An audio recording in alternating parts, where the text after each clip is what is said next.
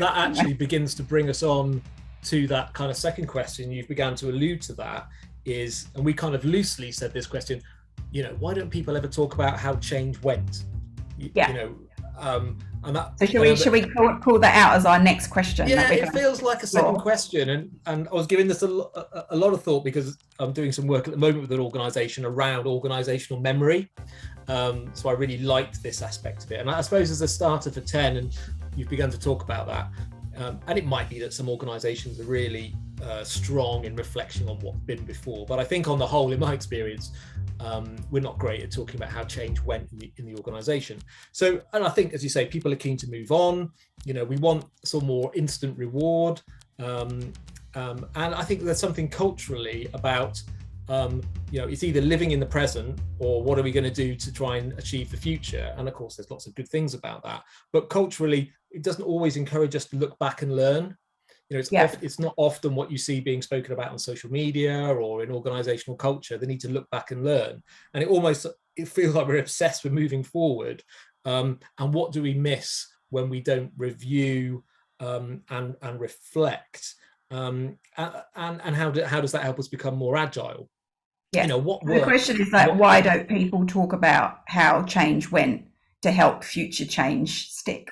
Absolutely, that's the answer, isn't it? What were the blockers, what were the enablers? And I often think about it in organizations. There's something about how do we make change stick in this organization? How have we made change stick? Because there can be all the systems and the theories and the models around it, but actually there's also something very particular, individual to the organization and all the team that has its own culture and subculture. So there's sometimes real validity in how did we make that change stick? And it could be situational, it could be because of the context, but there might be nuggets that we take forward. So I think, how have we made change stick in this organization, and what do we need to carry forward? Because I have worked in several organizations, and I was in one organization long enough without becoming cynical, but I was beginning to get there because we did 3 periods of organizational change where we made some brand new mistakes and also repeated some ones from the past. And it was only in the organizational memory of people who'd been in the past, but of course they get left. And as we began to make people redundant through the restructuring, we lost a lot of that organizational memory. And of course, there was no memory bank to interrogate. So the people that remained got very resentful and very cynical and not very engaged because they felt not listened to. And that wasn't the objective of the new leadership. It was simply that there wasn't a recognition that organizational memory could help. And actually it left anyway. It had left the building, the organizational memory, because it wasn't recorded somewhere, and therefore it couldn't be interrogated and we couldn't learn from it. So why do you think we don't do that? I mean, it sounds really obvious when we're talking about it, right? Why would you not learn from your past to help, carve a better and create a better future? Because the thing is, change is going to happen, whatever you do, but is it the change you want? I think that's a really clear thing that organizations need to know, is whether you do anything at all, change is going to happen. It's just whether it's moving you towards your goal as an organization. And so what are the things that are you doing that are stopping you or moving you into a different direction of change? So why don't we do that? Why don't we look at the past because there must be, there are so many golden nuggets on an individual level, on a team level, on a leadership level, on an organization level. Why do you think people don't do that? Yeah, well, I think some of what we've commented on, we're keen to live in the present or we're keen to move forward, aren't we? So the focus is on what's next. And that might be required, but it's often to the absence of what's been. Secondly, I think culturally, we tend to, in some respects, poo-poo what's been, as if that was then for then and it's not for now. Because also sometimes we have to recognize that the past and the past corporate memory can constrain us. Either because we always did it like this, so we also have something built into our organizational cultural identity, which is corporate memory. But that's how it was done, but that holds us back. So I think we also have an inbuilt bias around, that's going to hold us back and that's going to constrain us. And of course it might, but if we're using what's been and the learning about it to continually improve, to learn from what went and what didn't.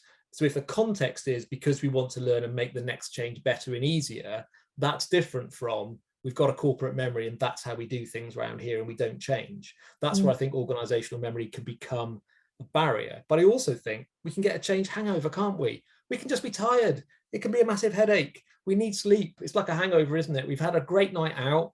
You know, we've got through the change. We've got through the night. We've probably overdone it a bit. We've woken up the next day. We're dehydrated. We're tired. We need paracetamol.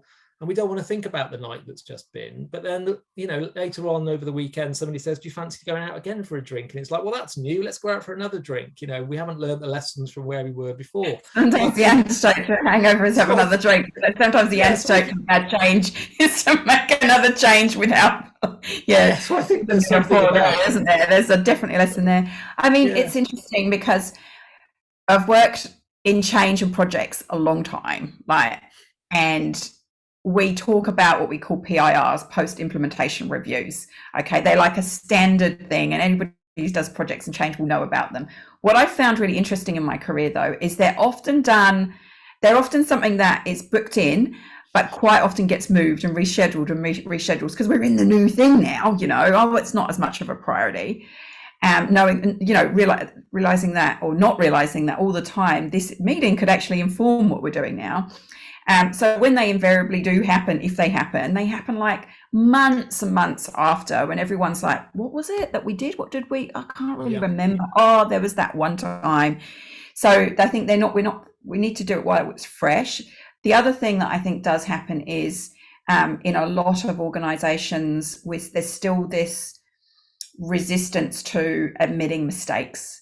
I think it's changing. I think we're hearing more of these things like mistakes can be beautiful, excellent mistakes. That's how we learn. That's how we evolve. I mean, change in itself is an admission that how we used to be. I mean, it's not necessarily a mistake, but it's not working anymore and we need to do something different.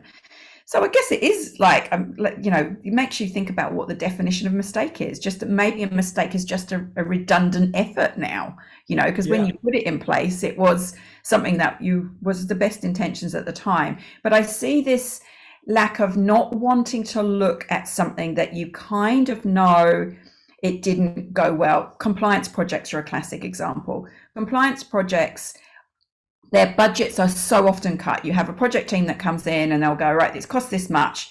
And I mean, if you're running a compliance project and this didn't happen, great. Again, please call in, let us know. But normally they say, okay, you said it costs this much, you've got that much. Now, compliance, it's like, you've got to get it right. You've got to be compliant or you're not. Otherwise, all the money that you did invest, even if it's less, it's pointless. So remediation projects have to happen all the time on compliance projects. And yet we don't learn that for the next one to go, actually, maybe the budget that you're saying is going to cost, maybe we should go with this because actually we've got a history of never funding enough money on, you know, compliance projects. I know compliance might sound quite boring and we're talking about emotions and that, but it's all relates. It really does. And from a leadership level, you don't want to look at your own mistakes. Oh, I really wish now I hadn't. I've made so many mistakes in my career, but you know, actually, once I started looking into them, as uncomfortable and funky as they felt, I actually started to evolve and change much more and become better at what I do, you know, or better. I'm not a leader now, but certainly helping leaders. I can be better at that because of the mistakes I've made. So, yeah, I think there is that reluctance to look at something that's a little bit dark and didn't go well. And the ironic thing is people still talk about it. We do still talk about the change that didn't go well, but we talk about it around the water cooler rather than actually making it's implicit. It's just why resistance is there rather than being explicit. And actually, what can we do about this? How can we change the future? Yeah, I think that's a great point. And I think if we rephrase some of the terminology around mistakes and things, do you remember, Lottie, when we took this courageous action? This courageous action led to really positive outcomes that we wanted. This courageous action led to some, you know, unintentional outcomes. But the failure, mistakes, these are quite value-laden terms. And I don't want to be jingoistic about language, but I think sometimes a reframing of the language we use can be really helpful. And I remember one of the teams I worked in, and I think that sort of sense of safety and risk is important. We had a continual improvement team working alongside us as we implemented the change, very much as a partner, not as an auditor, not as a judge and jury. Their role was to capture that organizational memory live. So yes, we had the after action review, but there was a capturing through that in a kind of live way. And I don't mean reams and reams of documents, but there was a, this was the context of why we made that decision at the time. So there's an element, it was based on the best information at the time. We might look back and go, that information was flawed, but the safety net is, it's the intentionality behind it was good, and it was informed by best evidence. So what can we learn next time around about actually getting better information, better evidence? So it switches to less about whether the decision was good or bad. It was more about what informed the decision. And therefore, next time round, do we want to get the same level of information, or actually do we need to get better informed? And it just kind of switches it a bit. But I think capturing it as we're going along can be really helpful. Yeah, so it's a phrase that I really like in not just in change, but I think just for us as humans, is we're all doing the best we can. And everybody's trying. I really do believe everybody's got the best intentions. They don't go into work each day trying to muck things up. And when it comes to change, we all want to deliver the best outcome. We have forces going against us. We talked about like these I talk about them as headwinds. What are the headwinds during change, and what are the tailwinds?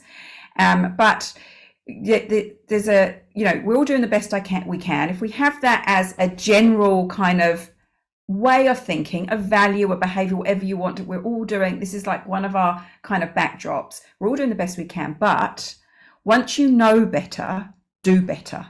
Once you know better, do better. And I think that's the opportunity, isn't it? So it's like, if we talked about people having this reluctance to look back at the past. So my big advice, like honestly, if I was going to tell you anything about you implementing change, is do look back and learn from the things that didn't go well. Use them as an opportunity to do things right. Use them as an opportunity to know better so you can do better.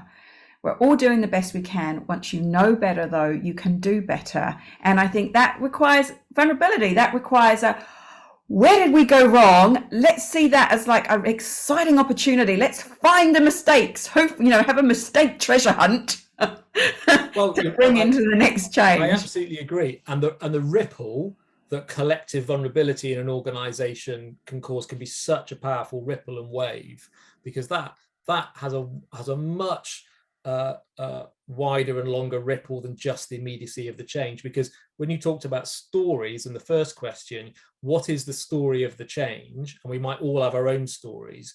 But I think when we talk about corporate memory, organizational memory, there's something about which is the central story. I don't mean a diluted one, or I don't mean a heavily policed one. I mean, what's the organizational story? Then how do we pass that on? Because when we talk about why don't people ever talk about how change went, I think it's because we've all got so many different stories about the change. But centrally, there needs to be some organizational memory around that. And I think in order to do that, you've got to acquire it, you've got to retain it, and people have got to be able to retrieve that memory to use it in the future. So of course, there's electronic databases and kind of everything else that goes with it. But we have to find a way of collecting some of those key points that will enable the organization to better manage change and optimize the positive from what's been before. But you have to be able to acquire it, you have to retain it, and you have to retrieve it. If you can't do that, then it only exists in the people that are there in the organization, and at some point they leave. I do agree to a certain degree, because obviously we need to be able to collect it. However, this is one of the things that also holds people back from looking at the past mistakes. They feel there needs to be some big repository database, and how we're going to get that together. And inevitably, when it has been collected in SharePoint or whatever it is, but it literally gathers technical dust, like it just sits there. So it doesn't have to have some big infrastructure behind it. If you look at some of the ways of working in kind of like a more of an agile environment, is however long their sprint release, etc., is they spend some time just literally while it's fresh in the moment. So they're always taking relevant stuff that's just happened into the future. They'll have a little retrospective. And, that's one of the things I've always liked about that way of working, is it kind of gets this cyclic nature. I believe that change is made up of three forces. You've got the creation, the new stuff. You've got the preservation, what's going well, what do we keep? And then you've got the distraction, what do we let go of, what do we stop doing, what's not serving us? And having that lens just happening as part of the way that you be, rather than what stagnates people is like, oh, we've got to have some big process for this. We've got to have somewhere to keep it. And that can actually hold it back. So don't let that be a barrier. Actually just have regular conversations, regular check-ins. The last 2 weeks, whatever your cadence, your rhythm is, whether you have agile in place, agile way of working or not, make it a habit to regularly say what's working, what isn't, and go out to the right people to ask that, not just the people on the team or that is implementing the change. You need to kind of be through the organization like water to a certain degree, having lots of conversations. And I like that. And I think when we talk about what constrains it, you're absolutely right. Huge databases owned by a central performance team, just become a pointless exercise. And the most two things I would say around that, the most useful things have been, and it's a bit similar to the work we do in the ECD, is when you've got on the wall, whatever the language is, how we make change stick around here is, we we and that's based on what's worked well in the past, and it's visual, it's 5 or 6 statements, and it's carried through. So for me, I suppose what I mean is, how do we make change stick around here? We recognize what's worked through whether it's agile, sprint, or what have you, and we have, and that may have informed our values, that may have informed our statements on the wall, whatever it is, but absolutely not, huge databases which sit within performance. And of course, the other thing I noticed when I worked in big charity, it wasn't until I worked with a particular team that I realized there was some great agile and sprint cultures going on, because in the rest of the organization it wasn't. And I remember saying to the team, there's some awesome stuff that goes on here, and this is part of the culture we want to catch, but it existed within this team, and it was really impressive. I think around that terminology and around that approach is, how does that in a very large departmental organization become part of what we do? Because what we then had was some really great stuff which fed to great continual improvement in one team, but that wasn't caught by anybody else, so the rest of the team. So there's something about thinking about how that doesn't just sit in one particular area. Yes, absolutely. Sharing out with other teams, and also not wanting to necessarily be the bright star. Oh, we do things really well around here. Like we're the A team and the rest of the organization's the B team, actually wanting everybody else to be better kind of as a result. I just want to loop back on something you said earlier, because we talked about the story of change, and something that I use is something called a storytelling canvas, which I don't have here, so I can't show, and maybe that's something to take people through on a future session. But it's a really good way of building up the story of change, because it almost is like a grid system where it's like, a story once upon a time, this is how we did things, and then the next bit, and we liked it because it gave us this or whatever, but then this happened, which is, I don't know, it could be a competitor did this, or we had to, this particular bit of technology became redundant, or, the world is moving on, behaviors are moving on. So you start to say, this is why it doesn't work anymore. This is what happened. It could be to do with past mistakes or debt or whatever it is.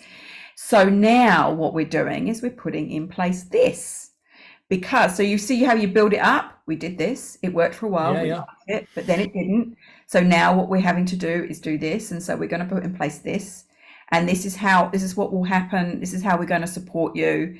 This is what we need to know. So you see, you actually structure it in such a super simple way. But I think what it contains, which is so important, is it's honoring the past, because quite often we, again, if you want to look at things that didn't go well, you think you're not honoring what actually served us for a while. We're honoring the past. It served us until it didn't, doing the best we can. Now we know better. Now we have to do better. Then we move on, and we're going to help you, and this is how we're going to support you. And it's a cycle, because once it gets put in place, inevitably what is the new change that is going to serve us now will not serve us at a certain period in the future, and we'll have to do this all over again. So you're almost framing up that there's no freeze, unfreeze, put the change in place, refreeze. it's like this, and it's like, I think that's part of what can hold organizations back, going back to the original conversation about why change doesn't stick, is that we're expecting this new change, that's going to be it now. No, this is going to serve us for a period of time because this is what we need now, but expect what more change will come in the future. So shall we move on to our last question about change?